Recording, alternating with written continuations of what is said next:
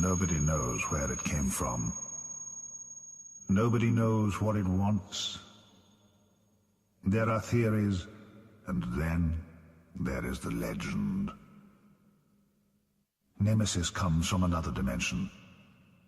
A dimension beyond our imagination. Its tragedy is that it has no home. It has suffered rejection throughout the solar system. It could not communicate or make itself understood. No civilization anywhere in any galaxy would come to terms with its awesome power, its brooding unpredictability, its mind.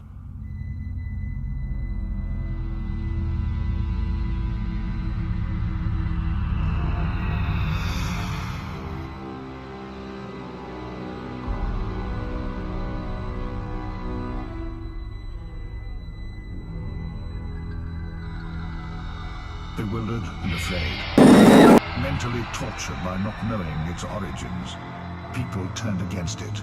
They fought it. They used everything against it. But Nemesis has no fear. They were mere irritants to Nemesis, to be swatted away like flies.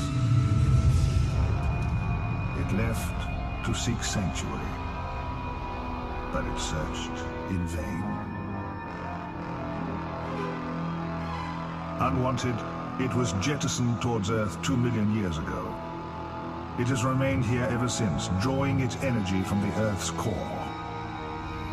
For centuries, people were drawn to the mysterious place where it was thought to lay buried. They paid homage to the power. They brought gifts.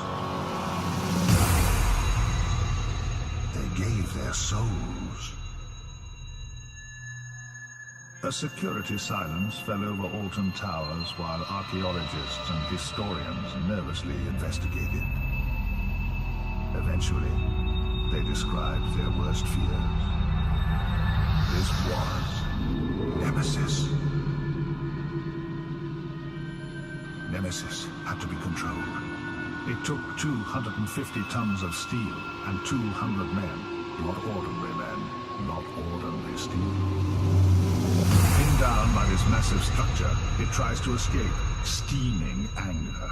We, merely irritants, now ride it, fueling its annoyance. It is controlled, but not tamed. When you ride Nemesis, remember its history.